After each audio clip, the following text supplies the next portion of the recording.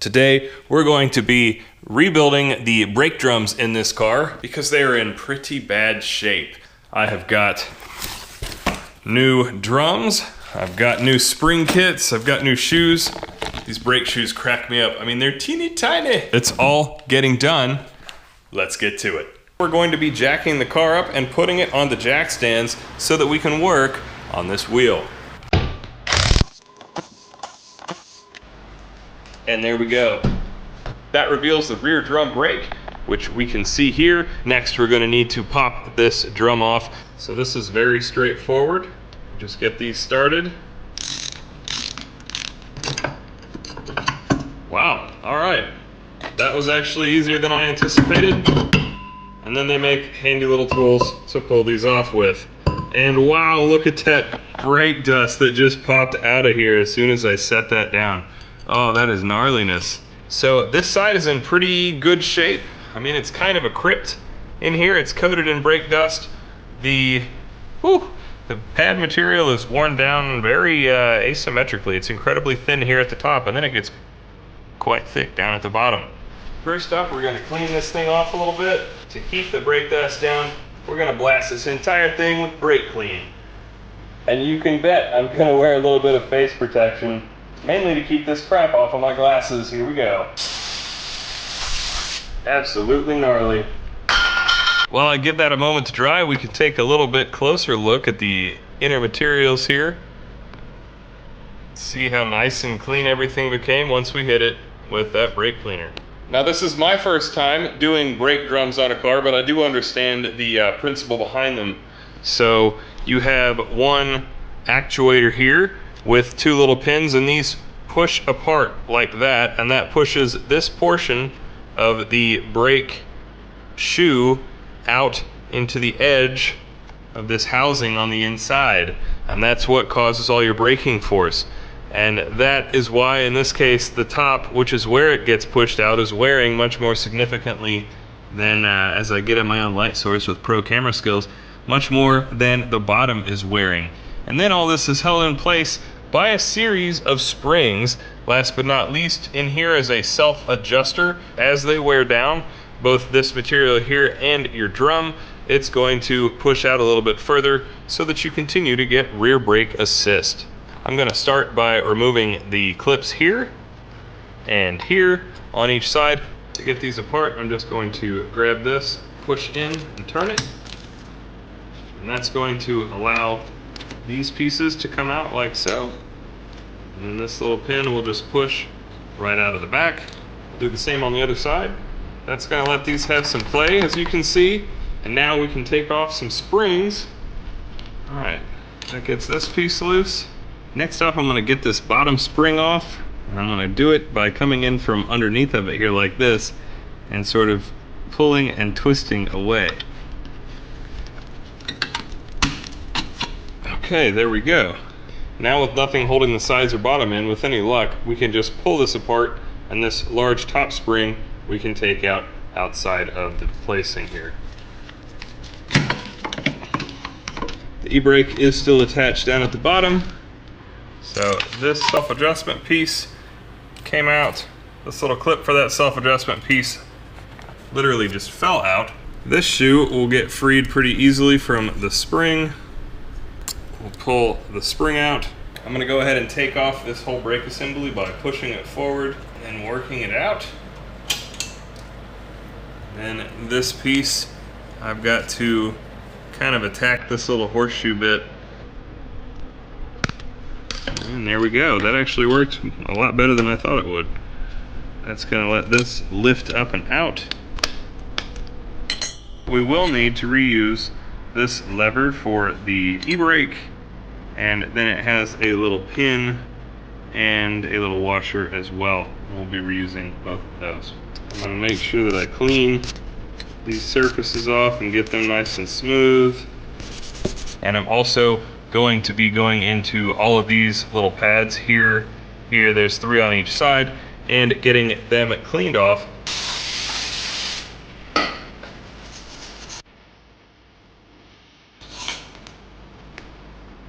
We do have to rehabilitate this auto adjuster.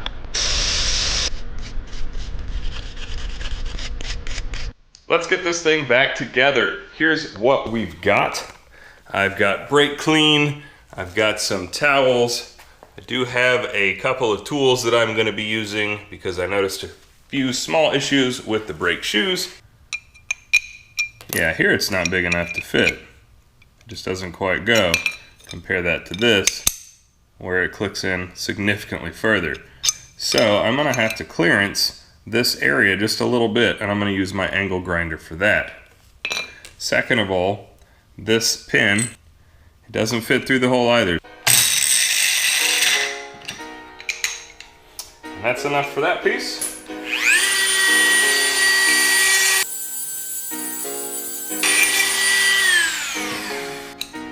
And that's enough for that piece. There we go. I'm gonna start by putting the emergency brake lever back onto the brake shoe. So if we were looking at it from the side of the vehicle, the lever would go behind the shoe, these holes would line up, then this piece would push through from the back to the front side. Next, we're going to lock this in place by putting this little washer over, and then this horseshoe clip.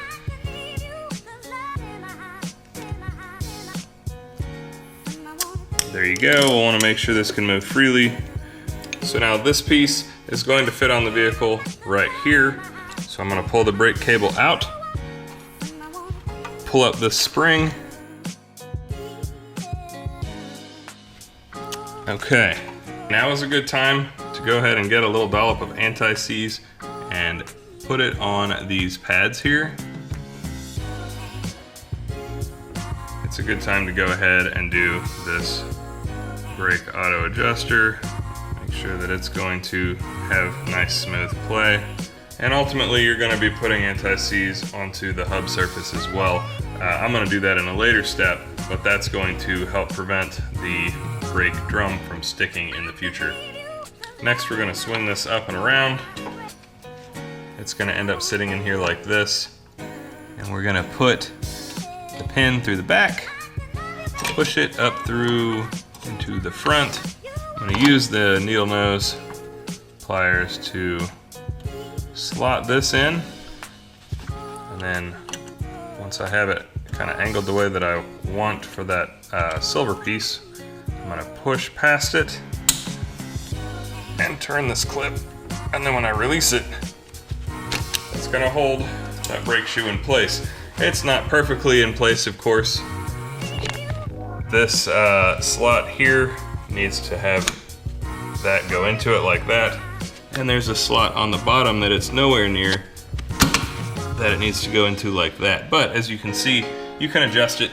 And once we get the springs on, especially the top spring, it's gonna hold it in place and we'll be able to fine tune where all that sits. Next up, we're gonna be connecting the bottom spring. And we're gonna put it through the same spot here. And then we pull this around, and this will ultimately get pulled into place. We have also placed the brake adjusting tool here in. It's just in there lightly, it just is sitting in there. The only important note is that on this side where you've got your brake adjusting cable, there's a long fork and a short fork to this end piece, and you want the long fork to be out facing you. Next, we're going to put this clip here in on this side, and that's gonna hold this in. If possible, we do want to go ahead and get that positioned in there during that process, but there should be room to adjust it. We put this pin through the back, like so. We have to position this. It needs to be basically horizontal for the way that I'm installing these. Then our vice grip needle nose are gonna be MVP. We're going to put this through here, push that through, push past so that we can turn this without rotating the entire thing, and then release. I'm gonna go ahead and extend this piece, and you can do that by rotating this little star. And I want to position it up in there like that. Okay, so that's got that in a much better position, and we can install the dreaded big spring. We're gonna be hooking it into these spots. Please note that this kind of flat spot is gonna go roughly over where those gears are. It does not touch them or connect in any way, but it goes this way, not that way. In my humble opinion, there's no real good way to demonstrate this, but I will say that you're gonna wanna grip your needle nose in this area. That's pretty helpful and it gives you a fair bit of leverage. Then we'll go ahead and hook the far side. Oh boy, that's a long way. We're just gonna have to muscle it. And it's gonna take a few tries for me to get my body in the position where I can both see the hole and apply enough leverage. So yeah, stay tuned.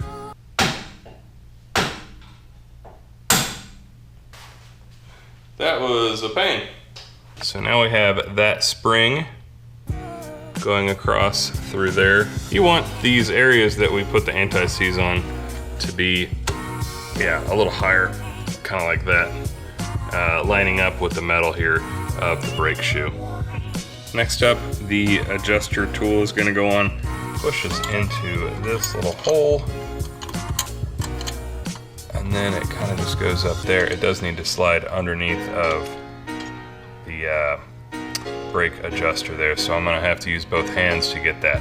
This adjuster wasn't actually back around this shoe as much as it needed to be. Tapped on it in a few spots, and then this big spring did its job and pulled this all together.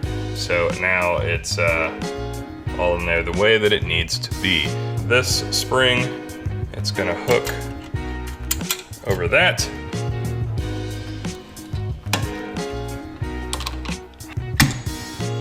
Needle nose pliers and vice grips combo for the win. There you can see how that spring clips onto the top of that adjusting shim and then slides down into the bottom. The next step is to make sure that everything is clipped in where it needs to be and slotted into where it needs to slot at the top and the bottom. Try to get everything pretty close to the location and alignment that it needs to have.